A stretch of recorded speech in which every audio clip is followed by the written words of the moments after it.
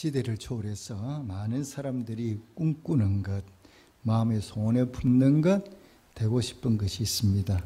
여러분 어떤 것이 있겠습니까? 여러분 어떤 사람, 어떤 인생을 살고 싶으냐? 이렇게 물어보면 여러 가지가 있겠지만 여러분 마음 깊은 속에 있는 꿈이 뭐냐? 뭐 되고 싶으세요? 부자 되고 싶죠. 말은 하지 않지만 우리 모두는 뭐냐? 부자 되고 싶은 마음이 다 있어요. 자, 그래서 한동안 인기 있던 말이 있지 않습니까? 사람들한테 많이 회자되던 말이 바로 뭐냐? 부자 되세요. 기억나십니까? 근데 부자가 뭐 어떤 사람입니까? 부자가 뭐냐? 그러면 간단히 말해서 돈이 많죠. 내가 소유한 돈이 많고 부동산이 많아요. 그래서 부동산이 많고 돈이 많다 보니까 재산가가 되죠. 재산이 많으면 뭐냐? 내가 하고 싶었던 것, 꿈꾸고 싶던 것 이런 걸 할 수 있죠. 내가 뭘 좀 사고 싶었는데 돈이 없으면 못 사잖아요. 좋은 것도 사게 되고 내가 좀 넓은 집을 꿈꿨는데 그 집도 그 집에 살 수도 있고 가끔 이게 뉴스에 보면 요트 타고 사람들이 막 바다에 가는데 그 요트도 사서 탈 수도 있고 우리가 하고 싶은 것들 마음껏 누릴 수가 있습니다. 그래서 오늘 많은 현대인들이 꿈이 바로 뭐냐? 돈 좀 많이 벌어보는 것, 부자가 돼보는 것. 이게 현대인들의 꿈이죠. 자, 그런데 성경은 이처럼 우리가 꿈꾸는 부자를 향해서 뭐라고 말씀하느냐 그러면 근데 참 잘했다 이렇게 말씀하는 게 아니고 이런 부자를 향하여 뭐라고 말씀하느냐 그러면 어리석다 이렇게 말씀하거든요. 그리고 부자면 다 어리석으냐? 그건 아니죠. 그런데 오늘 성경에 보니까 이 오늘 본문에 나오는 부자를 보고는 하나님이 뭐라고 말씀하느냐 그러면 어리석다고 얘기하거든요. 근데 여러분 가만히 한번 생각해 보십시오. 부자가 되려면 어리석으면 됩니까? 어리석은 사람은 부자 못 됩니다. 솔직히 말해서. 왜? 부동산 투자하려면 적기에 뭐 해야 됩니까? 주식 사는 것도 언제 사고 언제 팔고 그 다음에 어느 쪽에 그 집값이 올라가려면 이걸 머리에 머리가 돌아가야 돈을 좀 벌지. 가만히 있는 사람은 돈 못 법니다. 실제로 현실에서는. 그런데 어리석은 사람은 어떤 사람입니까? 판단이 어리잖아요. 간단히 말하면. 판단이 빨빨 잘하는데 그리고 계산이 잘 안 돼. 근데 이런 사람이 어떻게 부자가 돼요? 근데 부자는 그렇게 하면 부자 되기 어렵거든요. 근데 부자가 됐다는 거는 간단히 말해서 그렇지는 않다는 얘기거든요. 머리도 좀 잘 돌아가고 계산도 빠르고 또 야근면도 있고 이런데 그런 사람이 부자가 돼야 되죠. 근데 성경에 보니까 그런 사람이 아니고 이 사람은 부자가 되기는 됐는데 어리석다 이렇게 얘기하는 거죠. 자, 그런데 오늘 본문에 보면 부자가 왜 어리석은가를 말씀하고 있거든요. 그럼 오늘 본문에 보는 이 부자는 제가 금방 말씀드린 대로 머리도 잘 돌아가고 일도 열심히 하고 성실하고 이래요. 그런데 하나님은 이 부자를 보고 뭐라고 말씀하냐 그러면 어리석다 이렇게 말씀하거든요. 그런데 신약만 아니라 구약에도 보면 이 어리석은 부자와 비슷한 동일한 사람이 한 사람이 있어요. 자, 그럼 하나님이 왜 이들을 보고 어리석다고 말씀하실까요? 이들이 뭘 어떻게 잘못했길래 하나님 이들을 보고 어리석다 이렇게 말씀하느냐? 오늘 신구약 본문에는 그 답이 잘 나와 있습니다. 오늘 우리가 본문을 통해서 하나님의 말씀을 잘 살펴보고 어리석은 부자가 아니라 하나님이 칭찬하는 지혜로운 부자들이 다 되시기를 주님으로 축복합니다. 아멘. 자, 그럼 우리 구약부터 먼저 한번 살펴보겠습니다. 자, 오늘 구약이 보니까 누가 주인공이냐 그러면 오늘 본문에 나와 있죠. 1절에 보면 에서 곧 에돔의 족보는 이러하니라 이렇게 말씀하고 있어요. 에서가 오늘 주인공이에요. 자, 그러면 에서가 제가 말씀드린 뭐예요? 어리석은 부자예요. 에서가 누굽니까? 야곱의 형이죠. 자, 이삭에게는 아들이 둘 있죠. 장자가 쌍둥이인데 장자가 누구예요? 오늘 본문에 나오는 에서. 그 다음에 차자가 야곱. 그런데 이 에서가 어떻게 했느냐? 팥죽에 배고픈데 팥죽을 딱 채려놓으니까 팥죽에 누리모래 가지고 동생한테 쏘아서 장자권을 팔아버렸죠. 당장을 빼앗겨 버렸어요. 나중에서 그걸 알고는 울며 불며 대성통곡을 하죠. 그리고 나중에는 그 동생을 미워해가지고 내가 저 야곱을 죽여버려야 되겠다 이렇게 결심을 하죠. 그 얘기를 듣고 이삭과 리브가가 놀라서 이 뭡니까 야곱을 바단 아람으로 보내죠. 20년 동안 그곳에 살다가 야곱이 이제 돌아와요.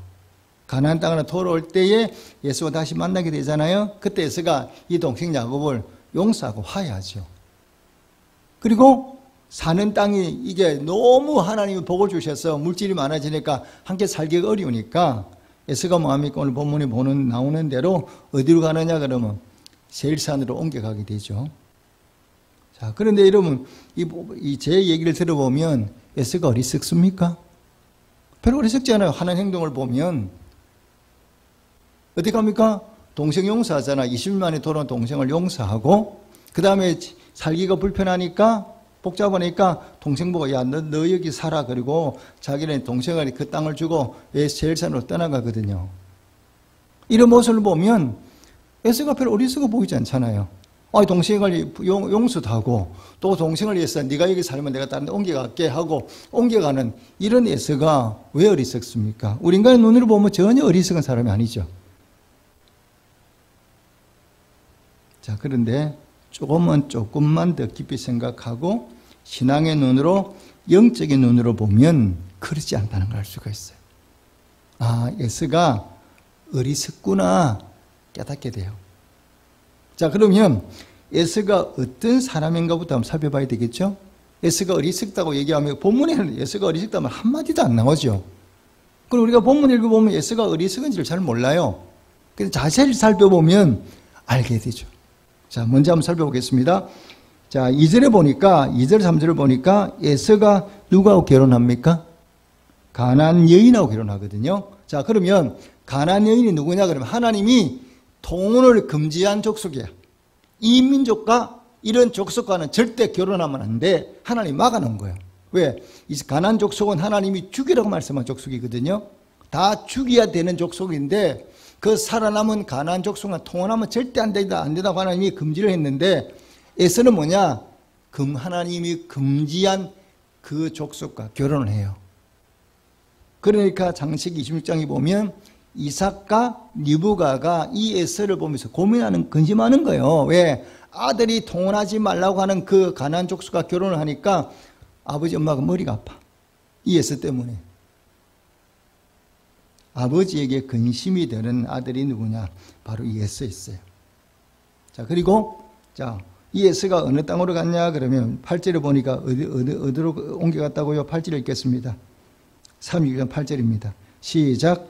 이에 에서 곧 에돔이 세일산에 거주하니라. 아멘. 그가 동생에게 땅을 양보하고 어디로 갔느냐 그러면 세일산으로 옮겨갔어요. 자, 우리 구약에 보면 하나님의 산이 나와요. 하나님의 산의 대표적인 이름이 뭐예요? 시온산이죠. 시온산 향하여 가세. 우리가 시온산은 이 성경이 말하는 하나님의 산을 대표할 때 시온산 이렇게 표현을 해요. 그러면 세일산은 어떤 산이에요? 이방인의 산. 세일산은 뭐냐? 이방인의 산이에요. 하나님의 약속이 없는 땅, 하나님이 주시는 복이 없는 땅이 세일산이죠. 그러니까 이 에서가 동생 야곱에게 가나안 땅을 양보를 한 거죠. 근데 양보를 한 게 얼른 우리 눈에는 잘한 것처럼 보이는데 그렇지 않다는 거예요. 하나님이 약속했던 땅들을 버리고 세일산으로 가는 거죠. 반대로 동생 야곱은 바단 아람에 살았지만 20년 동안 살고 어디로 돌아와? 약속했던 가나안으로 돌아와요. 근데 형은 또 뭐냐? 동생한테 약속했던 가나안을 줘버리고 세일산을 떠나버리거든요. 세일산은 하나님 약속이 없는 곳이거든요. 세일산이 어떤 곳이냐 그러면 원문을 보면 감목이 우거진 땅이에요. 자, 여러분 에서가 뭘 좋아하죠? 성경 보면 에서가 뭘 좋아한다고요? 사냥 좋아하잖아요. 기억나시죠? 에서가 사냥한 고기를 잡아와서 아버지에게 이삭을 대접하는 장면이 나오죠. 그러니까 자기가 보니까 감목이 우거진 그 산악지대인 이 세일산이 자기가 보면 좋은 거야. 왜? 내가 저곳에 가면 사냥도 할 수 있고 자기 눈에 마음에 들거든요. 이거 비슷한 장면이 나오는 게 뭐냐면, 자, 롯이 아브람과 헤어질 때 어디로 갑니까? 소돔과 고모라로 가죠? 그 땅이 뭐처럼 보였어요? 하나님 땅처럼. 기름져 보였거든. 그러니까 그 땅을 선택해 가는 그곳은 뭐냐? 죽음이 있는 땅이야. 심판의 땅이야. 에서와 롯이 상당히 공통점이 있다는 걸 우리가 알 수 있죠. 자기 눈에 세일산이 좋아 보이거든. 그러나 그곳에는 뭐가 없어? 하나님의 약속이 없는 땅이에요. 근데 그곳을 향하여 가버리는 거예요. 그러니까 하나님의 약속의 복들은 누가 다 받아 누리게 되느냐? 그러면 야곱이 받아 누리게 되죠. 자, 그리고 또 한번 어디 또 에스가 어떤 사람을 또 한번 볼까요? 자, 6, 7절을 보겠습니다. 7절을 보겠습니다. 7절 한 줄 읽겠습니다. 시작. 두 사람의 소유가 풍부하여 함께 거주할 수 없음이러라. 그들이 거주하는 땅이 그들의 가축으로 말미암아 그들을 용납할 수 없었더라. 여기 보니까 에서가 가난합니까? 부자입니까? 엄청난 부자예요. 에서가 상당히 부자죠. 가난한 사람이 아니에요. 그런데 이런 부자인 에서에게 문제점이 있는 거예요. 뭐가 문제인가요? 자, 6절을 한번 읽어보겠습니다. 6절입니다. 시작. 에서가 자기 아내들과 자기 자녀들과 자기 집의 모든 사람과 자기의 가축과 자기의 모든 짐승과 자기가 가나안 땅에서 모은 모든 재물을 이끌고 그의 동생 야곱을 떠나 다른 곳으로 갔으니. 아멘. 자, 여러분 여기 보니까 제일 많이 나오는 단어가 어떤 단어예요? 어떤 단어예요? 반복되는 단어가 자기. 자, 에서의 삶에 없는 것이 딱 하나 있어요. 뭐가 없습니까? 생각해 보십시오. 에서의 삶에 없는 게 하나 있는데 그게 뭔 같아요? 모든 게 다 풍부하잖아요. 아들, 딸들도 있고 재물도 있고. 그런데 에서에게 없는 게 뭐냐? 딱 하나인데 그게 바로 뭐냐? 하나님이 없어요. 그죠? 에서의 삶에는 뭐가 없다고요? 하나님이 없어요. 에서는 어떤 사람이냐? 요즘 시각으로 보면요, 에서는 멋진 남자예요. 우리 드라마 같은 데 요런 예능 프로그램 상남자 많이 나오잖아. 남자답죠? 사냥 잘하죠? 야성적이죠? 부자죠? 동생 양보 잘해주죠? 동생을 딱 양보해주죠? 우리가 볼 때는 아주 멋진 상남자예요, 요즘으로 말하면. 그런데 에서에게 뭐가 없다고요? 하나님이 없어요. 자, 에서가 어떤 사람이냐? 팥죽을 팔 때도 어떻게 팔았어요? 장작권을 가지고 팔고 주고받잖아요. 상품이 뭐냐? 팥죽과 장작권이야. 팥죽 줄 테니까 장작권 주세요. 야곱이 이렇게 얘기하니까 형이 확 팔아버렸어요. 간단하게 고민도 안 하고 팔아버렸어요. 왜 그랬어요? 성경이 이렇게 말씀하고 있죠. 장자의 명분을 가볍게 여김이었더라 이렇게 말씀해요. 그러면 장자권은 뭐냐? 장자의 명분은 뭐냐? 영적인 축복권이에요. 하나님의 복을 받는 권리가 바로 뭐냐? 이 장자권이죠. 그런데 이 에서가 이 하나님의 복, 하나님의 축복을 가볍게 여긴 거예요. 에서에게 하나님은 어떤 분이냐? 별로 그렇게 중요하지가 않아. 이게 에서의 삶이에요. 자, 그러면 구약의 에서와 신약의 어리석은 부자가 닮았다 그랬죠? 자, 그럼 어떤 면에 닮았는가 보겠습니다. 자, 신약으로 다시 가보겠습니다.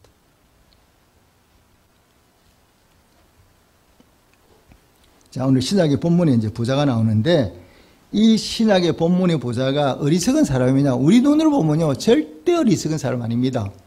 우리 눈으로 보면, 자, 보십시오. 자, 농부가 농사를 짓잖아요. 농사를 짓는데 어떻게 지었냐?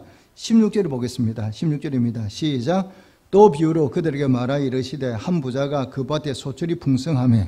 자, 소출이 풍성했다는 얘기는 농사를 잘 지었다는 얘기입니까? 못 지었다는 얘기입니까? 잘 지은 거죠. 그러니까 부지런하고 때에 따라 물도 우리 막 김도 매주고 풀도 매주고 우리 막 기름도 부어서 농사를 잘 짓는 사람이에요. 요즘 말하는 기름 부리는 사람이에요. 신실한 사람이에요. 그리고 머리가 잘 돌아가. 요즘 말로 말하면 농사를 소출이 풍성한 사람, 이러면 안 되겠네. 이렇게 소출이 풍성하니까 내가 뭘 해야 되겠어? 곡간을 빨리 지어야 되겠네. 그래서 곡간에 나오는 이 곡식을 빨리 보관해야 되겠네. 머리가 이렇게 잘 돌아가는 사람이 누구냐? 부자야. 이 사람이 왜 어리석어요? 계산이 잘 되잖아요. 자, 이 부자가 뭐라고 얘기하는 걸 보겠습니다. 자, 18절 제가 읽겠습니다. 또 이르되 19절 여러분이 읽으시기 바랍니다. 또 이르되 내가 이렇게 하리라. 내 곡간을 흘리고 더 크게 짓고 내 모든 곡식과 물건을 거기에 쌓아두리라.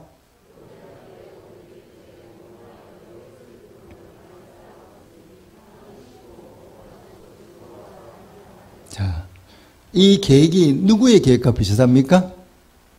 이 부자가 말하는 계획이 오늘 우리가 말하는 계획하고 별 차이가 있습니까?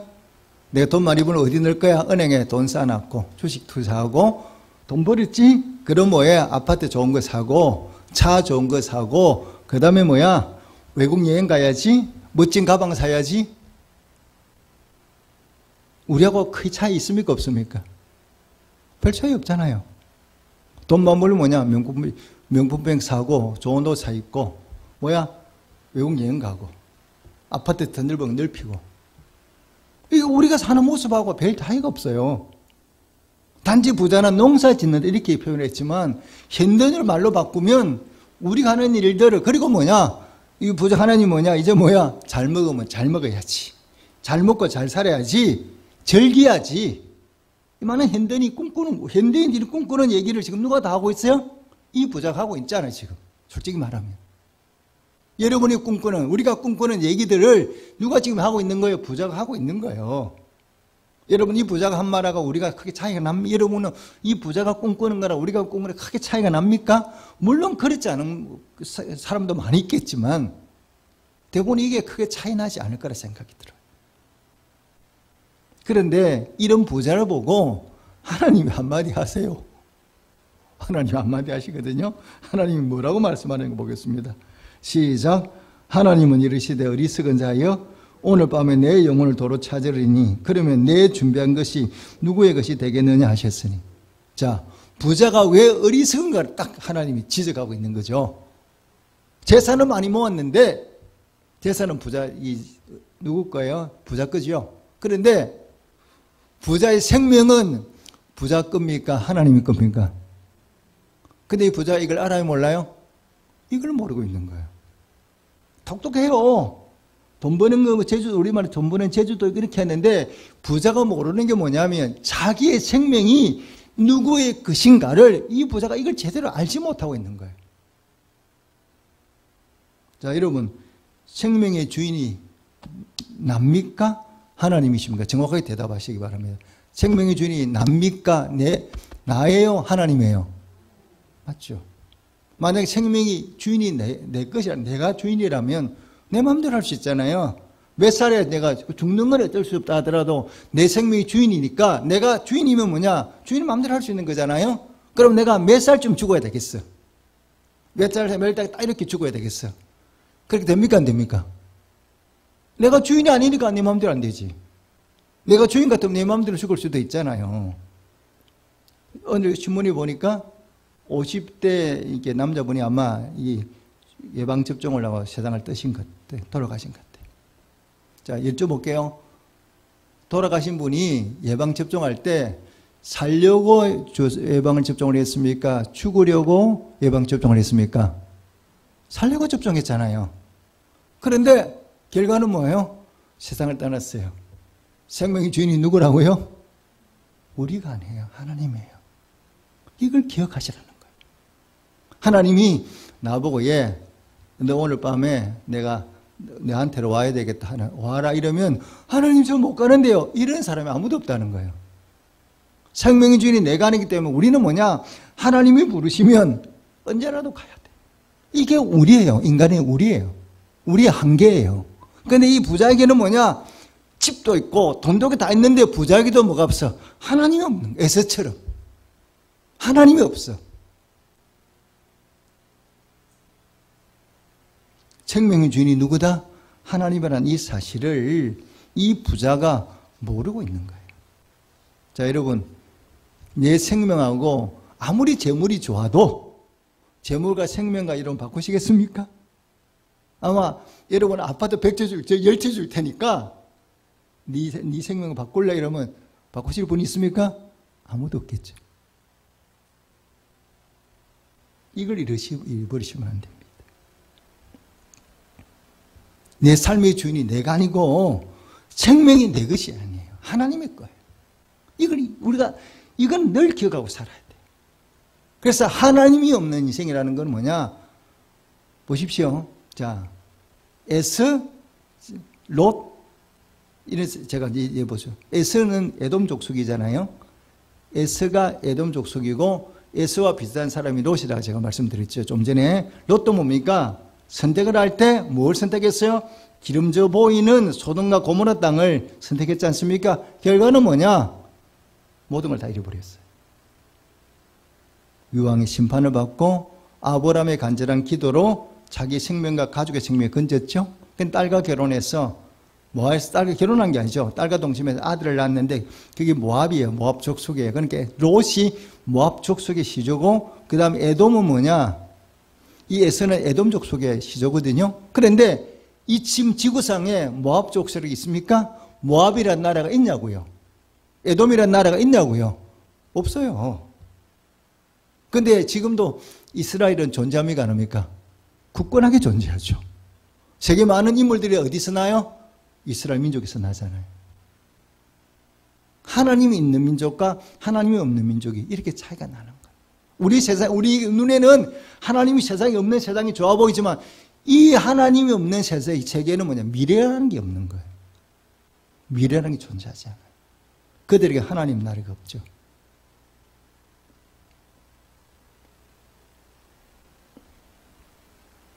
그래서 우리 삶의 중심에 여러분 지혜로운 사람은 특징이 바로 뭐냐?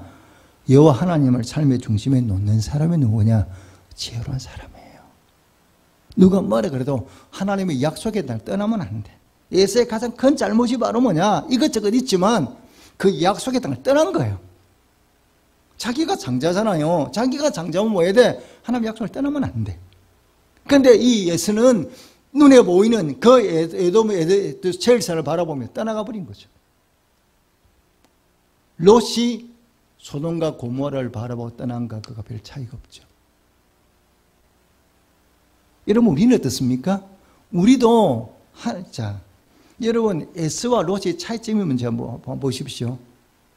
에서와 롯과 다른 사람의 차이점이 뭐냐면 에서는 태어날 때부터 하나님을 안 사람이 요즘 말하면 모태 신앙이냐? 왜? 엄마 아버지가 뭐예요? 이삭과 리브가니까.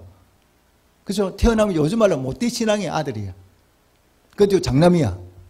하나님을 몰랐던 사람이 아니고 하나님을 아는 사람이에요. 그리고 롯도 삼촌인 아브라함과 같이 떠나왔기 때문에 삼촌과 예배드리면서 하나님이 누군가를 아는 사람이에요. 그런데 이들의 삶 속에 뭐가 사라져버렸느냐? 하나님을 처음부터 몰랐던 사람이 아니고 하나님을 알고 믿었던 사람인데 시간이 지나니까 이들의 삶 속에 하나님이 사라져버린 거예요. 하나님이 없어. 그렇게 된 거잖아요. 뭘 보고 따라갔다고요? 세상 것을 바라보니까 하나님을 약속을 떠나버린 거예요. 하나님 주시는 복은 하나님이 원하는 건 뭐냐? 가나안을 떠나지 않는 거거든요. 하나님의 아브라함을 가나안 땅에 들어왔어. 이스라엘 많은 백성들을 그 애굽에서 고난 가운데 건져서 가나안 땅에 돌아오게 만들었거든. 왜? 가나안 땅이 약속의 땅이고 가나안 땅이 축복의 땅이니까. 그 복을 주고 싶은데 에서는 그거를 아주 가볍게 여기버리고 그냥 세일산으로 가버리는 거예요. 결과가 뭐예요? 그의 삶에 미래가 없는 거죠. 오늘 우리도 어떻습니까? 자, 우리 하나님 모르고 삽니까? 우리는 하나님 알고 있잖아요. 그런데 세상을 살다가 선택의 순간에 오면 어디로 우리 많이 갑니까? 겉으로는 하나님만 떠들면서 말하면서 실상은 뭐냐? 내 편한 대로, 내 눈에 좋아 보이는 대로 세일산이 좋아 보이는 것처럼 소돔과 고모라가 좋아 보이는 그쪽으로 가는 롯과 우리도 크게 차이는 없다고 생각합니다. 세상 하나님보다 세상이 우리 눈에 보이니까 우리도 세상 따라가잖아요. 그게 이들과 우리가 여러분 그렇게 크게 차이가 납니까?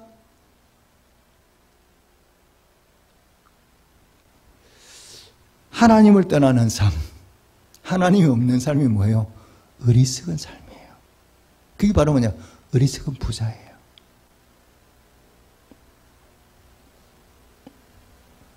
저는 이제 성경 가운데 제가 좀 좋아하고 아끼는 성경이 룻기입니다. 룻기. 룻기는 굉장히 짧은 성경이죠. 몇 장 안 돼요. 근데 그 룻기를 저는 참 좋아해서 많이 읽고 또 그 룻기에 가지고 제가 설교도 참 많이 했어요. 그러니까 룻기의 가르침이 뭐냐? 딱 한 가지.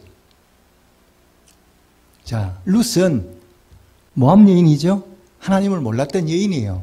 그런데 어떻게 시집을 왔는데 예수 하나님을 아는 유대인 집으로 이스라엘 백성 집으로 시집을 왔어요. 시집 와가지고 어머니 나오미를 통해서 하나님을 알게 됐어요. 하나님을 알게 되고 그 하나님 뭐냐? 이 룻이 하나님 믿잖아요. 이제 뭡니까? 어떤 순간이 오냐? 선택의 순간이 온 거야. 시어머니가 뭐라고 얘기하느냐? 야, 너 친정으로 돌아가라. 내가 이제 고향으로 돌아가는데 너 나 따라가면 고생만 하니까 나를 따라오지 말고 너희 친정으로 돌아가서 재혼하고 잘 살아. 이렇게 얘기를 했죠. 그러니까 룻이 뭐라고 합니까? 어머니, 그런 말씀 하지 마십시오. 제가 어머니를 통해서 하나님을 알았는데요. 하나님을 믿게 됐는데요. 제가 어디로 갑니까? 저는 그럴 수 없습니다. 내가 죽는 날까지 저는 하나님은 다른 거는 몰라도 하나님은 버릴 수가 없습니다. 룻이 하나님을 선택하잖아요. 그리고 룻도 알아요. 내가 시어머니를 따라가면 유대 땅으로 들어가면 내가 이방인이기 때문에 그곳에 가서 사람들한테 비난도 받을 수 있고 조소도 받을 수 있고 또 어머니 평생 죽을 때까지 내가 모셔야 되기 때문에 힘든다는 것도 이 룻은 알고 있는 거죠. 그렇지만 하나님이기 때문에 하나님이 이 유대 약속의 땅이니까 내가 그곳에 고생을 한다 하더라도 하나님만은 버릴 수 없다는 거죠. 그 하나님을 선택해 들어왔잖아요. 근데 하나님이 이런 룻을 위해서 멀리 내비놓 오셨어요. 보아스를 준비해 놓으셨다가 부잣집에, 이 보아스가 부자잖아요. 부잣집에 만하님 되죠. 자기가 아들을 낳을 거라고 생각해 본 적이 없는데 아들을 낳고 어떻게 돼요? 예수님의 조상 할머니가 되잖아요. 우리가 선택의 순간에 뭘 선택해야 되는 걸 보여주는 것이 바로 룻기예요. 어떤 삶이 지혜로운 삶이다? 눈에 보이는 걸 따라가는 게 아니라 하나님을 놓치고 다른 세상을 따라가는 것이 아니라 끝까지 하나님을 붙드는 삶이 가장 지혜로운 삶인 것을 우리가 온몸으로 보여주고 있는 게 룻기예요.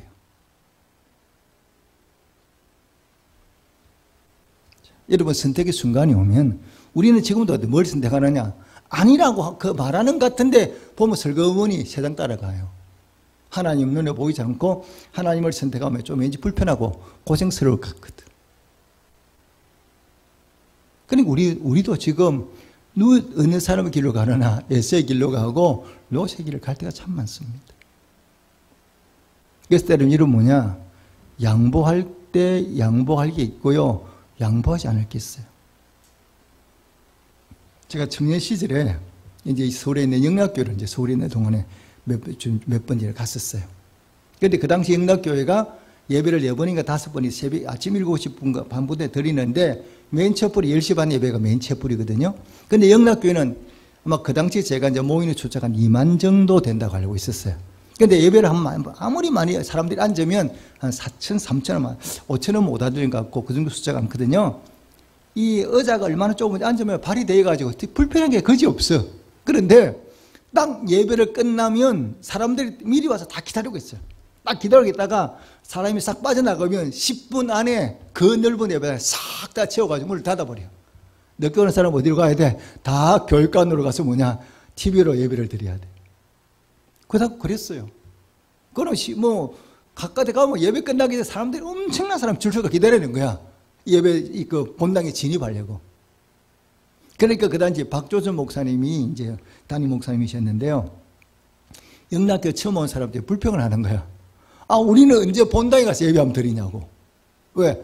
처음 온 사람은 일찍 안 오니까 오면 항상 교육관 가서 예배 드려야 되거든. 그러니까 나중에 처음 온 사람들이 우리도 본당 들어가서 예배 드리고 싶다고 하니 그런 얘기를 좀 했던 것 같아요. 그러니까 박 목사님이 예배 시간에 그렇게 얘기를 하시더라고요. 좀 집사님들이 양보 좀 하시라고. 좀 늦게 온 분들이 본당에 들어와서 좀 예배에 참석할 수 있도록 좀 양보하면 안 되냐 그랬더니 그 집사님들이 한 몸같이 한 소리로 뭐라고 했느냐.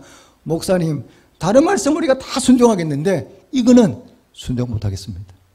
자, 이 집사님 말이 맞아요, 틀려요? 맞습니까, 틀립니까? 맞는 말이죠. 예배는 양보하는 게 아니잖아요. 내가 다른 거는 양보할 수 있어. 그런데 하나님 예배 드리는 자리는 양보 못해. 본당에 진입해서 딱 보면서 예배 드려야 돼. TV 화면 가지고는 안 된다는 거죠. 물론 그러다가 안 되는 건 아니지만 그건 양보 못하는 거예요. 여러분 기억하십시오. 물질의 양보해도 괜찮습니다. 왜? 하나님 또 채워주시니까. 그러나 영적인 것은 양보하는 게 아니에요. 에서가 뭐라고 얘기해야 되느냐? 야곱 보고 야 네가 나가. 이렇게 말해야 된다. 하나님에 가는 건 양보 대상이 아니거든요. 여러분 용서하고 들으시기 바랍니다. 제가 제 인생 가운데 짧은 시간에 잘 고민했던 시간이 한 번 있어요. 짧은 순간인데 엄청나게 제가 이 선택 때문에 고민한 시간이 한 번 있었거든요. 지금 생각하면 너무너무 우스운 얘기인데 그 당시로는 그랬어요. 정말 얼마나 내가 그 짧은 시간에 고민했는지 몰라요. 잠깐 동안은. 훈련소 저희들이 이제 훈련소를 갔어요. 훈련을 받는데 저희들이 2달 훈련을 받았죠. 그래서 첫 달 한 달 동안은 7월 한 달 동안 저희들이 7월 10일에 제가 입대해서 8월 10일까지 한 달 동안은 그 더운 날에 훈련을 하면서 PX를 못 가게 만들어요. PX가 뭔지 아시죠? 군대 매점. 그걸 안 보내주는 거예요. 그런데 언제 이제 그 PX를 가게 하냐. 한 달 지나고 난 다음에 첫 주일에 이제 PX를 갈 수 있도록 해주겠대요. 그러니까 한 달 동안에 저희들은 이제 아무것도 간식이랑 먹어본 적이 없죠. 특히 이제 예수 믿는 사람들은 술, 담배를 안 하니까 저 같은 경우는 우리 다닐 때는 굉장히 먹고 유명했는데 브라보콘. 이 브라보콘이 저는 되게 이제 먹고 싶었어요. 그래서 제가 빨리 훈련 끝나고 PX 가면 브라보콘을 내가 실컷 먹으리라. 이렇게 이제 생각을 하고 있었어요. 기다리고 있는 거죠. 그런데 이제 그 주일이 된 거예요. 오늘이 PX 가는 주일이에요. 그래서 저도 가서 들 때는 오늘 PX 가서 브라보콘을 몇 개나 먹을까? 이러고 있는데 그러고 있는데 중대 군종이 찾아왔어요. 예배 집합이라는 거예요. 아니 PX 집합이라잖아요. 그러니까 얼마나 좋겠어요. PX 집합인 거예요. 그래서 모두가 나가서 이제 PX 가게 다 기다리고 있는 거예요. PX 갈 거라고 줄 서고 있는데 누가 찾아왔느냐? 중대 군종이 찾아왔어요. 예배 갈 사람 나와. 갑자기 머릿속에 너무 어지러운 거예요. 예배를 가야 되나? PX를 가야 되나? 갑자기 머리가 이 머릿속에 너무 혼란스러워서 이 결단을 못 하겠는 거예요. 내가 얼마나 기다리던 브라보콘인데 이거 버려야 돼? 예배 가면 브라보 내가 PX 못 가잖아요. 인생에서 그렇게 심하게 고민해 본 적은 없을 것 같아. 그래 한참 머릿속에 막 복잡한 거예요. 이게 어디를 가야 되나 이런데 내린 결론은 뭐냐? 아무리 브라폰이 좋지만 하나님을 예배를 팔 수는 없더라고요. 그래서 저희들 평소에 20명 가량이 이제 예배를 그대로 갔거든요. 근데 그날에 이제 PX 갈 사람 다 줄 수 있고 예배 갈 사람 나오려니까 딱 저하고 2명만 이쪽에 나왔어요. 그래서 다른 애들은 다 앉아 PX가 줄 수 있고 저희 2명 바깥에 나왔는데 제가 그 줄을 보면서도 아쉬운 거예요. 보라보고 먹어야 되는데. 그런데 이제 선임하사가 우리를 인수하는 선임하사가 우리가 매주 한 20명 정도가 교회 간다는 걸 알고 있거든요. 근데 그날 딱 2명만 나왔잖아요. 그러니까 선임하사는 이미 이제 오해에 있어서 이렇게 얘기했어요. 이 사이비 예수쟁이들 이것들 말이야. PX 간다 그러니까 교회도 안 가? 너희들은 다음부터 절대 교회 안 보내줘. 그리고 너희들은 오늘 이 예배 드리고 와서 그러니까 우리가 PX 가는 시간이 30분이에요. 근데 120명이 우리 PX가 조그만 했거든요. 120명이 들어가지도 못해. 그래서 30분 동안에 이 PX에 물건 살려면 싸워야 되는 빨리 사야 되니까. 근데 우리들 오고는 야 너희들은 예배 갔다 와서 1시간. 자 여기가 몇 시간요? 1시간. 그래가 제가 그날 예배를 갔는데요. 또 웬일이야? 수박화채도 만들어놨어. 예배 갔더니 마치고 난 다음에 수박화채도 먹었어요. 저녁도 먹고 오후 2시에 저랑 내 친구 둘만 1시간 동안에 PX 가서 보라보고 먹었죠. 제가 목사를 하겠다고 결단한 게 군에서 있거든요. 저는 군에서 별거 아닌 것 같지만 제가 하나님을 선택했을 때 하나님이 어떻게 도우시는가를 제가 참 경험을 많이 한 거예요. 그래서 목회하는 게 참 하나님이 기뻐하시는 거구나 이런 생각을 그때 하게 된 거예요. 왜? 그런 체험들 하나님이 내가 많이 경험하게 만들어 주셨어요. 그러니까 하나님이 우리가 하나님을 선택할 때 절대 하나님이 우리를 버리는 게 아니시구나. 내 삶을 힘들게 만드는 게 아니구나. 내가 하나님을 선택했을 때 반드시 하나님께 우리의 삶에 더 많은 은혜를 베풀어 주시는 거예요. 이걸 갖다가 제가 그냥 이런 크고 작은 경험을 통해서 많이 경험하게 됐어요. 내가 하나님을 선택한다는 얘기는 무엇입니까?